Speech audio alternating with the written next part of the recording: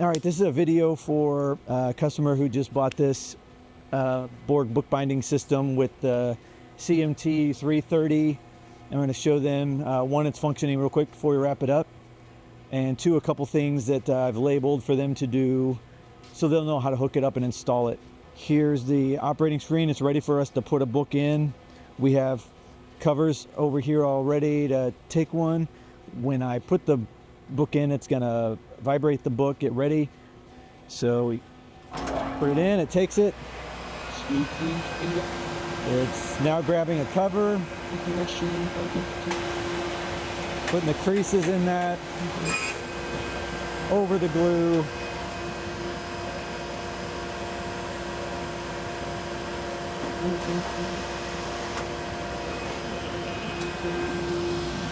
And I'm going to bypass all this. It's running, but I'm just going to stick this in and good.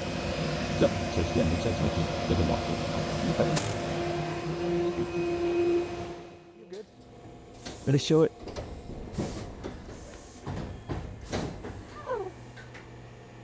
That comes out here and stacks in there. All right, the power on this one, the power tag is right here. So it's 208, 230, 20 amps, 3-phase. And where you need to hook your power cord in, this one just slides away. It goes in these prongs here that go in the holes in the side. But your power is inside this panel. This panel here, where your electrical connections will be. This cable's coming in here, and this cable's ours. We put it on here. But I will disconnect this, and your 3 leads will go here. You get 3 hots, 1, 2, 3, and your ground green screws in down there. All right, next thing we're going to hit is the power for the binder itself. There's power tag. And power on this can be switched depending on what your facility offers. 208, 220, 230, 240, 12 amps, 3-phase. And the power for this one is back behind this left panel. Again, this cable will be coming off. Let me shut this thing down. 4mm Allen. You kind of have to slide this one out sideways because it goes behind the one to the left. And this power is coming up and going into this box. All right, once you get these out,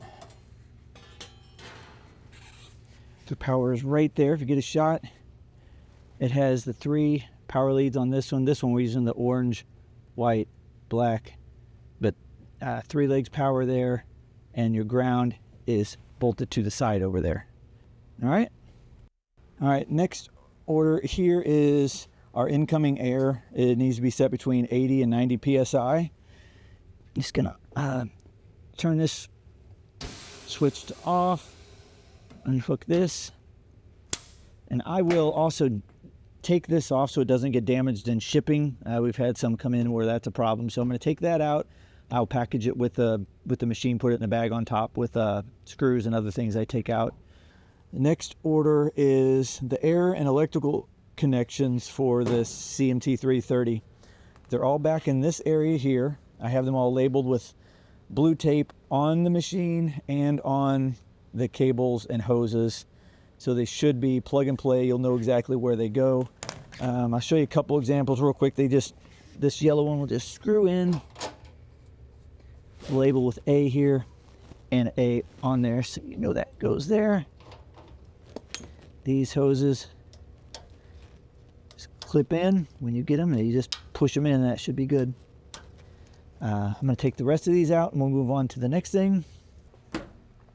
This one just scoots away from this block once the feet on the bottom are off the ground. It is on wheels. When you set it up, you'll need to put it up against the machine, let the feet down, level it up. Back here, there's only 2 connections. They're both labeled. This one's E, this one's 6. I'll just take them out right now.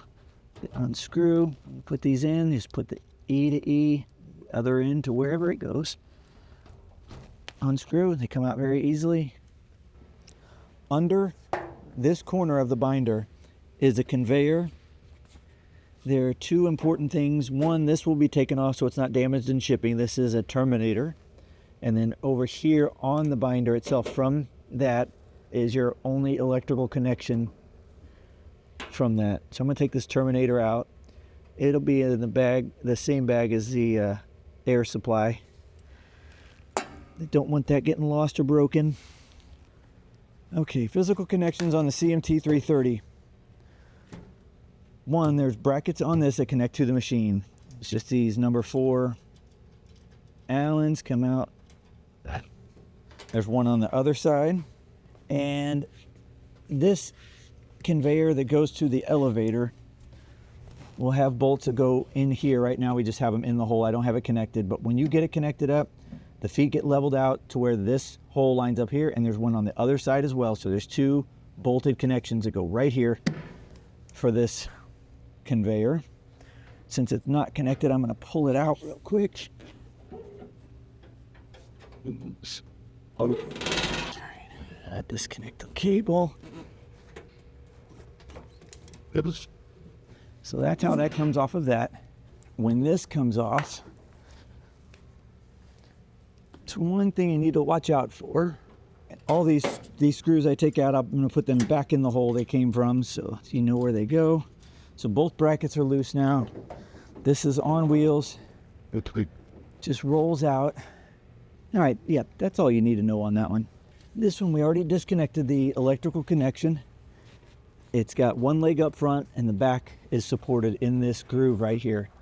So I'm going to pull that out. It's on both sides, has that same groove. Once you get it there, you lift it up, and it pulls out, and that's disconnected. This will be probably sitting on top of the machine during shipping.